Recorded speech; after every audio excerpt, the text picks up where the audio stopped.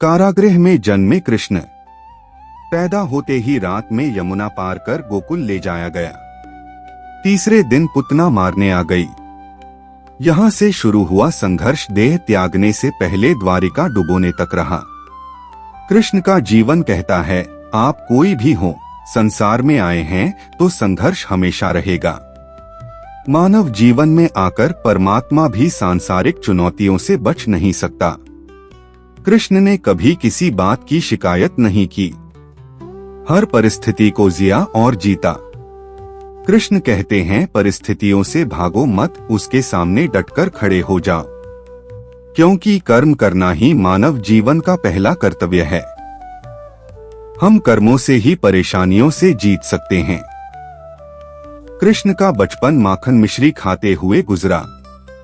आज भी भोग लगाते हैं हम, लेकिन ये संकेत कुछ और है। आहार अच्छा हो, शुद्ध हो, बल देने वाला हो। बचपन में शरीर को अच्छा आहार मिलेगा तो ही इंसान युवा होकर वीर बनेगा। शरीर को स्वस्थ रखना है तो बचपन से ध्यान देने की जरूरत है। ये पेरेंटिंग के दौर से गुजर रहे युवाओं के लिए बड़ा मैसेज है। अपने बच्चों को ऐसा खाना दें जो उनको बल दे। सिर्फ स्वाद के लिए ही ना खिलाएं, तभी वे बड़े होकर स्वयं को और समाज को सही दिशा में ले जा पाएंगे। कृष्ण ने अपनी शिक्षा मध्य प्रदेश के उज्जैन में सांदीपनी ऋषि के आश्रम में रहकर पूरी की थी। कहा जाता है 64 दिन में उन्होंने 64 कलाओं का ज्ञान हासिल कर लिया था। वैदिक ज्ञान के अलावा उन्होंने कलाएं सीखीं। शिक्षा ऐसी ही होनी चाहिए जो हमारे व्यक्तित्व का रचनात्मक विकास करे। संगीत, नृत्य, युद्ध सहित 64 कलाओं कृष्ण के व्यक्तित्व का हिस्सा हैं। बच्चों में कोरा ज्ञान ना भरें, उनकी रचनात्मकता को नए आयाम मिलें, ऐसी शिक्षा व्यवस्था हो। कृष्ण ने जीवन भर कभी उन लोगों का साथ नहीं छोड़ा जिनको मन से अपना माना। अर्जुन से वे युवावस्था में मिले, ऐसा महाभारत कहती है, लेकिन अर्जुन से उनका रिश्ता हमेशा मन का रहा। सुदामा हो या उद्धव, कृष्ण ने जिसे अपना मान लिया उसका साथ जीवन भर दिया। रिश्तों के लिए कृष्ण ने कई लड़ाइयां लड़ी और रिश्तों से ही कई लड़ाइयां जीती। उनका सीधा संदेश है, सांसारिक इंसान की सबसे बड़ी धरोहर रिश्ते ही हैं। अगर किसी के पास रिश्तों का थाती नहीं है तो वो इंसान संसार के लिए गैर जरूरी है। इसलिए अपने रिश्तों को दिल से जिएं, दिमाग से नहीं। राक्षस नरकासुर का आतंक था। करीब 16,100 महिलाओं को उसने अपने महल में कैद किया था। महिलाओं से बलात्कार में उसे सुख मिलता था। कृष्ण ने उसे मारा, सभी महिलाओं को मुक्त कराया। लेकिन सामाजिक कुरीतियां तब भी थीं। उन महिलाओं को अपनाने वाला कोई नहीं था। खुद उनके घर वालों ने उन्हें दूषित मानकर त्याग दिया। ऐसे में कृष्ण आगे आए, सभी 16,100 महिलाओं को अपनी पत्नी का दर्जा दिया।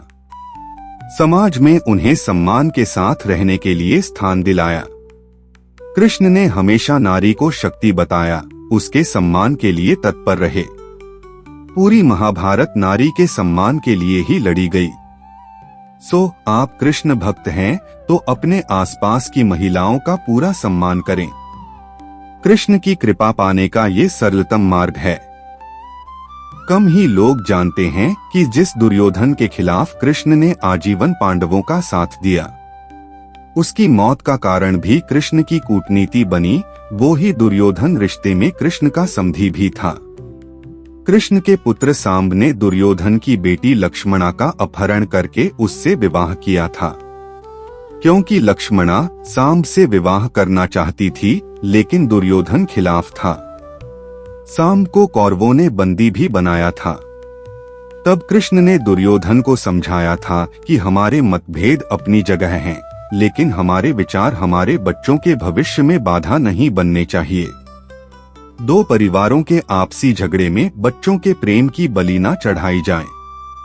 कृष्ण ने लक्ष्मणा को पूरे सम्मान के साथ अपने यहाँ रखा। दुर्योधन से उनका मतभेद हमेशा रहा, लेकिन उन्होंने उसका प्रभाव कभी लक्ष्मणा और सांब की गृहस्थी पर नहीं पड़ने दिया। कृष्ण ने महाभारत युद्ध के पहले शांति से समझौता करने के लिए पांडवों और कौरवों के बीच मध्यस्थता की। हालांकि दोनों ही पक्ष युद्ध लड़ने के लिए आतुर थे, लेकिन कृष्ण ने हमेशा चाहा कि कैसे भी युद्ध टल जाए। झगड़ों से कभी समस्याओं का समाधान नहीं होता है। शांति के मार्ग पर चलकर ही हम समाज का रचनात्मक विकास कर सकते हैं।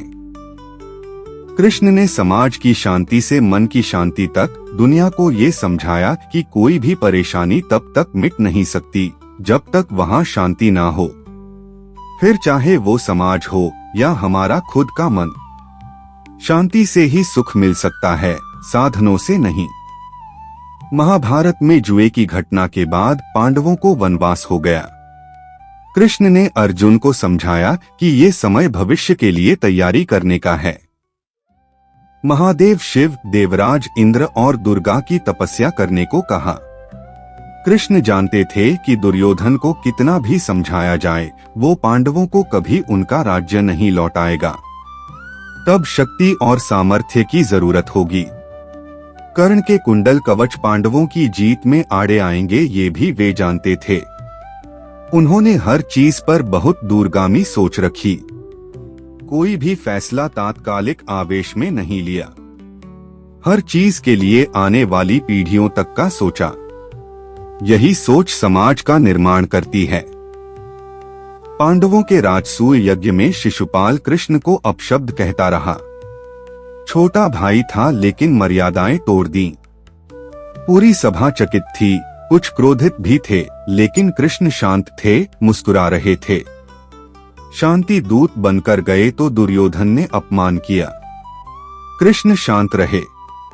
अगर हमारा दिमाग स्थिर है, मन शांत है, तभी हम कोई सही निर्णय ले पाएंगे। आवेश में हमेशा हादसे होते हैं, ये कृष्ण सिखाते हैं। विपरीत परिस्थितियों में भी कभी विचलित नहीं होने का गुण कृष्ण से बेहतर कोई नहीं जानता। कृष्ण ने दुनिया भर के राजाओं को जीता था। जहां ऐसे राजाओं का राज था जो भ्रष्ट थे, जैसे जरासंध, लेकिन कभी किसी राजा का सिंहासन नहीं छीना।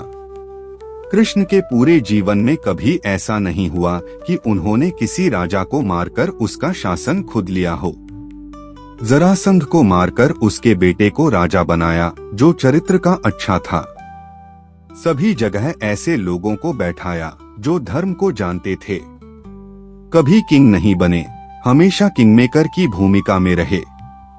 महाभारत युद्ध में भी खुद हथियार नहीं उठाया। पूरा युद्ध कूटनीति से लड़ा। पांडवों को सलाह देते रहे, लेकिन जीतने का श्रेय भीम और अर्जुन को दिया।